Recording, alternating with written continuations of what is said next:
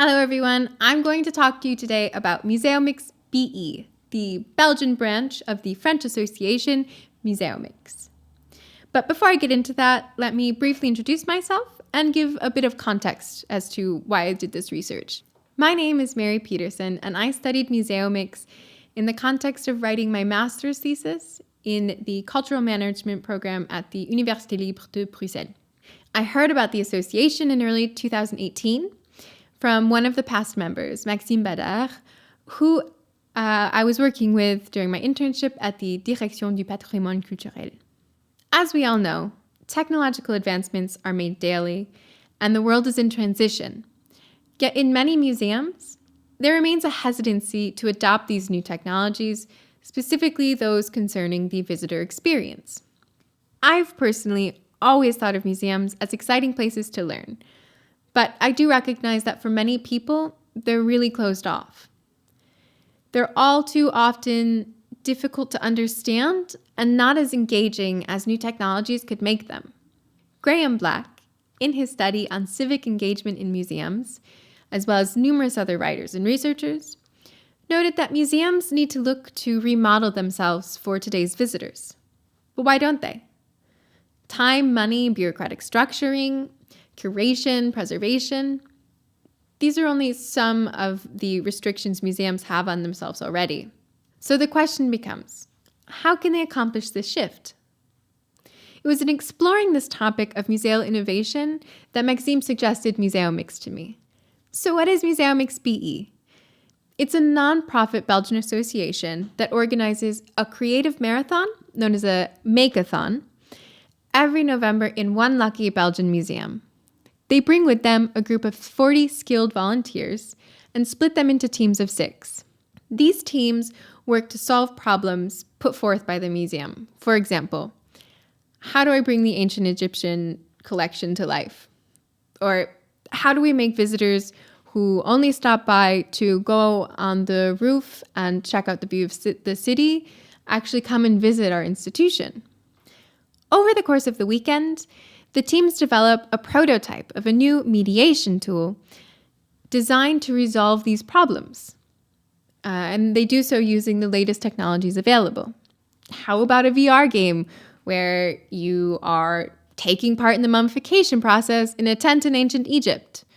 Or how about a periscope on the roof that shows the visitor a sneak peek of the collection spaces beneath their feet? It looks like this. Day 1. Volunteers arrive, get sorted into teams, and then brainstorm around one of these issues. Day 2. The final idea is drawn up, and the teams start building their new mediation tool. Day 3. The last big push to finish the prototypes, and in the late afternoon, the general public is welcome into the museum to test them out. It's a lot of fun. So on a basic level, MuseomixBE aims to transform museum mentality so that they can see themselves as more than just holders of knowledge and artifacts. They're places that can be more open, in connection with their community, and not afraid to embrace experimentation. Importantly, this new mentality aligns with the International Council of Museums' proposed 2019 redefinition of museums, which reads, "Museums are democratizing, inclusive, and polyphonic spaces for critical dialogue about the pasts and the futures. Acknowledging and addressing the conflicts and challenges of the present, they hold artifacts and specimens in trust for society, safeguard diverse memories for future generations, and guarantee equal rights and equal access to heritage for all people. Museums are not for profit. They are participatory and transparent, and work in active partnership with and for diverse communities to collect, preserve, research, interpret, exhibit, and enhance understandings of the world, aiming to contribute to human dignity and social justice, global equality, and planetary well-being." MuseomixBE falls within the aspects of working in partnership with the community and enhancing understanding by making tools that are engaging and enticing, that make people want to learn in fun and active ways. While these prototypes are limited because they're in the development stage, they serve as a reminder to the museum that there are more ways to interact with the public than through the traditional small white cards on the wall. Event analysis. After having attended and analyzed the 2018 edition in Mons, I realized that the event itself is quite well organized. There's enough time for explanations, brainstorming, and prototyping. The timetable is reasonably well respected throughout the weekend. Other than a minor hiccup the last day, the tech shop and the Fab Lab were actively available and provided great help to all of the teams of volunteers, these volunteers being known as Museomixers. All of the prototypes were tested on Sunday by the general public, who not only enjoyed trying the new mediation tools, but also how alive the museum felt. So other than a few minor problems that come with the chaotic world of event planning, the event was a success. It was during this weekend, however, that I realized that the members of the organization team were a bit overwhelmed and having difficulties with the structure of their association. Introduction to Suggestions. Over the course of 2 years, I met with my advisors, all of whom are heavily involved in the Belgian cultural sector, also with the members of the organization team, with past Museomixers, and with all of the past host museums. This was all done so I could have a better idea of what each party thought of Museomix. Why were they interested? What did the event bring them? Was there anything they'd change about the experience? From here, I developed a list of 10 potential practices MuseomixBE could put in place in order to streamline and professionalize their services going forward. Number 1, clarifying the business strategy. Okay, so this first one might seem a bit strange, but there's a real lack of coherency when I asked anyone to describe Museomix to me. Few people could tell me what they do in less than 5 minutes, which is pretty understandable given that hackathons and makeathons are pretty unknown in Belgium. Outside of talking about the ambience of the event, I found people were hard-pressed to talk about what kind of goals the association had. It was very confusing. So I checked out their vision and mission statements, but these serve as guiding principles for the association and define no clear strategy. In order to have a real impact and to give direction to the association and its members, Museomix could start by defining some SMART goals. For example, in the next 10 years, MuseomixBE aims to have organized 4 mixes in Flanders, 3 in Wallonia, and 3 in Brussels, each having at least 5 teams, and to have organized 5 creative and collaborative workshops each year for museum professionals in order to show museums as places that are open, embrace experimentation, and that are connected to today's society. By creating such a goal, the organization team can start thinking on the long term, on how to achieve this larger goal while still planning a yearly event. Because in not doing this, they risk spreading themselves too thin. A goal like this pulls people together and helps them understand how what they're doing today is going to affect people in 5 years. Number 2, systemizing business operations. Okay, number 2, this is a seemingly banal task, but it's one that will save Museomix so much time and could give them a more professional approach. What I'm talking about is systemizing the work so that the orga members do not need to be repeating the same sets of tasks each year.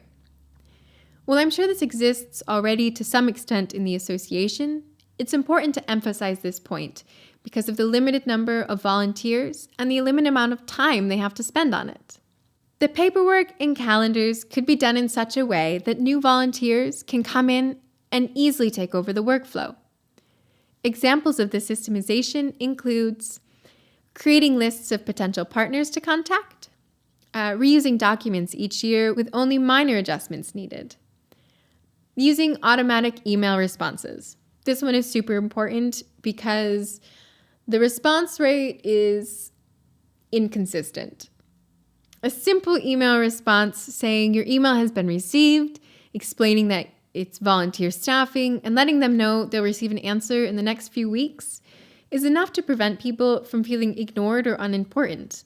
Lastly, establishing a yearly calendar, which means everyone knows what to expect and when. I've made such a calendar that I won't go into detail about here, but it is mainly for social media posts, so they can be programmed in advance, leading to a more coherent and focused strategy. Number 3, adapting museum search strategy. This third idea is quite simple, but it comes in two parts. First, I've suggested Museomix adapt a yearly geographic strategy when looking for places to host the event. Each of the 3 large regions of Belgium could be addressed separately, rather than launching a search across the entire territory, effectively consolidating Museomix's limited resources. This allows Museomix to contact fewer institutions, but with more personalized approaches. It could also result in creating demand for the event, as it's only possible in the region once every 3 years. Second, I've suggested Museomix change their timing strategy for choosing the host institution. Currently, museums are asked to apply in April or May and then host the event only a few months later in November. Museomix could consider launching the call for museums at the same time of the year, but for hosting the following year. This idea has a lot of merit points. It gives Museomix a year and a half to fully organize the event. The new host museum can apply for additional budget, which is currently not possible because museum budgets are usually finalized in December. The museum will also have enough time to properly promote the event within its networks. And lastly, the new host museum can attend the event before hosting it, maybe even participate. Number 4, target smaller museums. The fourth suggestion relates to the types of institutions that Museomix could address their services to. I won't go into depth on this one, but basically, the smaller the institution, the harder it is for them to innovate for the visitor's experience. And these places are usually beneficiaries of the soft help from the Fédération Libre de Bruxelles, whose services provide interesting opportunities for the museums, but less in the way of financial support. These struggling institutions need the most help with innovation and would benefit much more from the free services provided by Museomix. Now, changing from some of the biggest museums in the country to the more modest one, of course, implies changing the event to some degree. But this is a point that Museomix continually says they're willing to adapt on. By moving some of the services outside of the institution, such as hiring a Fab Lab truck for the weekend, could ease some of the tensions about the lack of space. These types of worries would need to be looked at on a case-by-case basis. Number 5, enhancing the offer. If Museomix would really like to take their offer to the next level, they could offer services in combination with the Creative Marathon.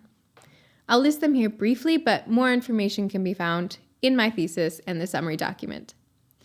So I have here general conferences on museal innovation and or collaborative working, conferences during the event and post-event drinks for museum professionals, mini-mix with the museum personnel a short time before the actual event, and paid mini-mix services for non-host museums. Number 6, hiring an employee. This point is one that was brought up by one of the principal organizers. Museomix would really benefit from having a full-time employee to manage operational tasks. The biggest obstacle to finding funding is that the association needs to have a regular source of funds. This could be done in one of 2 ways. 1, regularly reoccurring subsidies, or 2, paid services, such as those I've discussed in the previous point. This step needs to be resolved before Museomix can move forward on this point. Number 7, clarifying the marketing strategy. One of the most disputed points I found in my discussions with the Orga team was about who exactly their services were for. In other words, who was their public? 3 main groups came up. The order of importance was often debated: museums, Museomixers, and the general public. Looking at the vision and mission statements, not to mention the name of the association, their main target is museums, and by extension, their personnel. And their secondary target is the creative volunteers, the Museomixers. The Makeathon allows museums to differentiate themselves as modern places focused on the visitor experience, that host events where collaboration and skill sharing show the exceptional character of the institution. The Museomixers are the building hands and the new eyes for the museum. While the general public is involved in the event, the museum should primarily be focused on them using their own network to promote the prototype test period on Sunday. Museomix should still promote the event, but they could promote it towards their primary target, the museum and their personnel. Attending the event is the best way to convince a museum to host it, as the ambiance is Museomix's unique selling point amongst its competitors. So let's talk about these two targets. Primary target, museums. I'm not going to delve too deeply into either one of these targets, but briefly, when targeting museums, Museomix could approach them with the idea in hand that they're trying to develop a long-term relationship to provide them with personalized services, preferably with an example of what Museomix could look like at their institution. In terms of distribution, Museomix is trying to use their networks, but they should keep in mind the reason most people agree to participate. The Orga team member convinced them. These passionate individuals could be doing personalized outreach, as mentioned, and should continue to use trusted service like Faro and Brussels Museum Council, as well as attending and speaking at conferences and events designed for museums. And don't forget about the Museomixers. They can use their networks to get Museomix in the door at a variety of institutions. The most overlooked resource by far, though, is their social media pages, who share almost no content for museums and their professionals. I'll elaborate on that in just a moment. Secondary target, Museomixers. On to the second target, Museomixers. Everyone I talked to agreed that these creatives are fundamental to the event. The main pain point to discuss here, though, is the lack of coders participating. Coders, where are you? One way to grab their attention would be by developing a full job description, which also allows for easier diffusion across platforms. I made a sample version for coders that uses a personalized yet professional tone, touching on motivations and expectations. Make sure to check it out.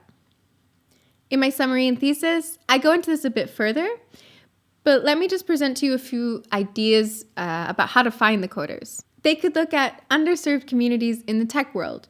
For example, a coding school for refugees, hackyourfuture.be or women.code.be. They could also position themselves as team builders. Think of it this way.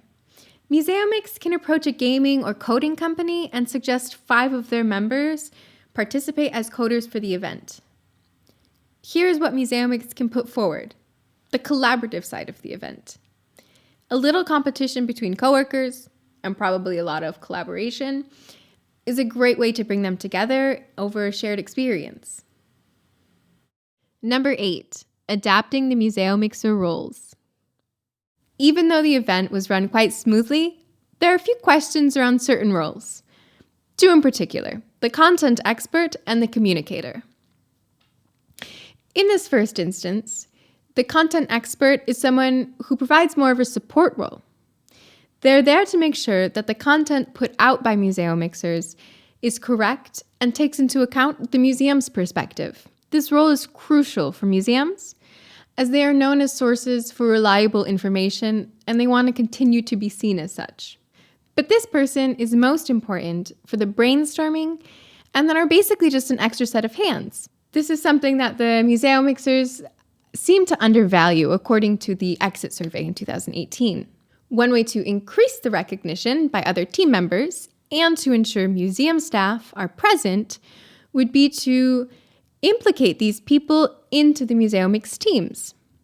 Now, this would of course have to be museum staff from other museums, but why not make it a point of participation for host museums in the future?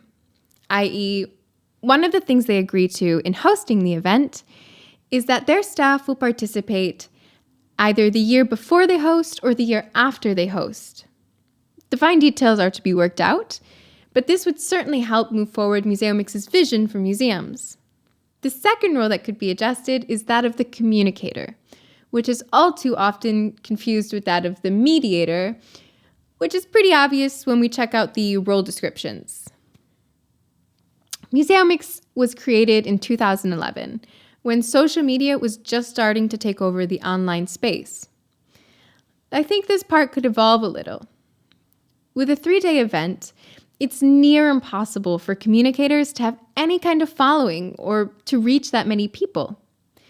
An outside analysis of how many Twitter accounts not related to Museomix were reached during the weekend showed only 7. 7 accounts for all of their work. This model just doesn't return enough for how much time is put into it. So maybe let people use their personal accounts. Vetting would of course be necessary, but even using a nano influencer would lead to a much better outreach. Another subtask that could be given to either the communicator or the mediator would be the role of documenter. As Museomix does not have a lot of time to encode all of the information about the prototypes online, they could put together a PDF that the Museomixers then just have to fill out and would need just to look over before it could be put online.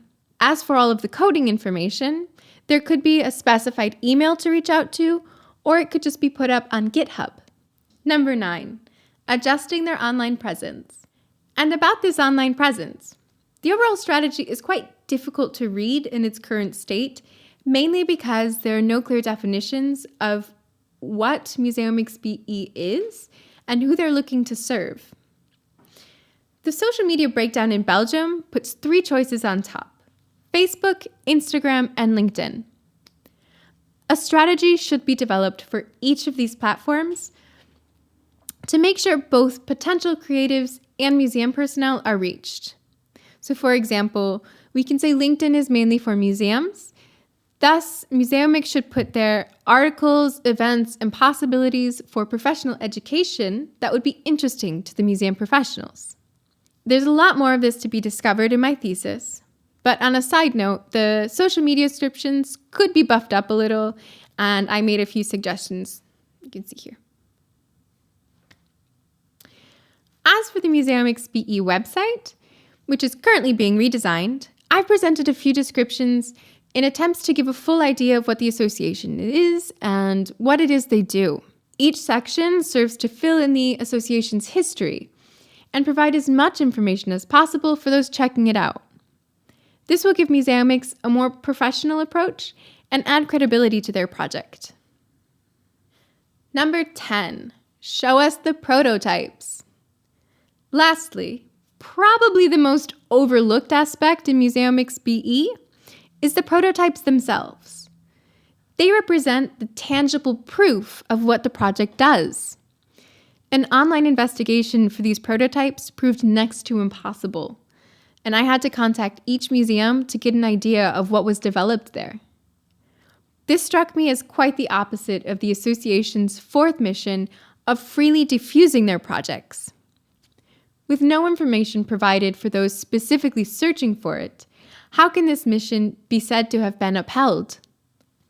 And the fact is, at every edition, the host institutions have tried to develop some of these prototypes into fully fledged mediation tools. This is a great success story to share and could potentially serve as solutions for other institutions. The prototype stories serve as a way for participants to show how they devoted their time. And for the museums who still don't know it, they show what MuseomixBE has created in the past. Museomix devotes a lot of time to organizing their event, which is a real strength. But at the same time, they could show more tangible results as the event's ambiance is only part of what they have to offer. In concluding my research on the association, I would like to say that the work they do is crucial for the museum sector, as it tries to embrace the tech age. This free event shows how collaboration and innovative thought can come and transform these places of knowledge. A shift in their organization is needed, though, before they consider themselves on firm ground. There are many ways to streamline their work and to professionalize themselves and improve their offer. My suggestions are meant to feed this conversation, to give some ideas as to how they can strengthen their foundations so they may continue their service and hopefully expand in the future. Thank you so much for taking the time to check out this video. I hope you can look at my thesis, and if not, check out the summary I prepared. There's a lot more information and a lot of context that I didn't have the time to get to here. If you have any questions, feel free to reach out to me. All the best.